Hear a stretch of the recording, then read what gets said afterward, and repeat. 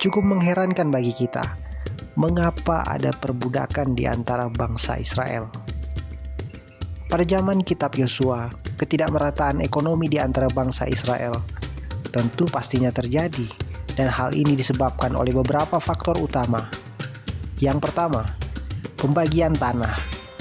Setelah memasuki tanah Kanaan, tanah dibagi menjadi 12 suku Israel. Tetapi pembagian ini tidak selalu adil dan merata.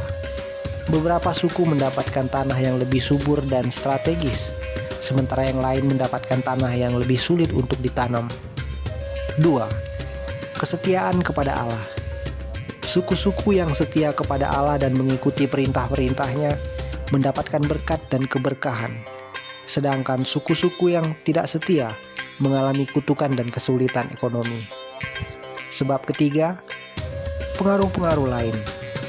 Bangsa Israel juga menghadapi tekanan dari penduduk asli Kanaan dan negara-negara tetangga yang seringkali mengancam perdagangan dan pertanian mereka. Dan penyebab yang lain ialah kurangnya keteraturan.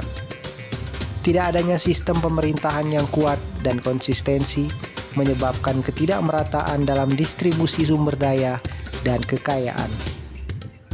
Oleh karena itu, Keluaran 21 ayat 1-11 menceritakan tentang aturan-aturan yang harus berlaku apabila sistem perbudakan ini mau ditegakkan.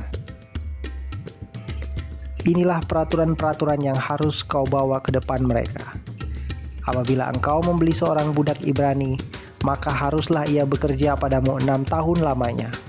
Tetapi pada tahun yang ke-7, ia diizinkan keluar sebagai orang merdeka dengan tidak membayar tebusan apa-apa. Jika ia datang seorang diri saja, maka keluar pun ia seorang diri. Jika ia mempunyai istri, maka istrinya itu diizinkan keluar bersama-sama dengan dia. Jika tuannya memberikan kepada seorang istri dan perempuan itu melahirkan anak laki-laki atau perempuan, maka perempuan itu dengan anak-anaknya tetap menjadi kepunyaan tuannya, dan budak laki-laki itu harus keluar seorang diri. Tetapi jika budak itu dengan sungguh-sungguh berkata, "Aku cinta kepada tuanku, kepada istriku dan kepada anak-anakku.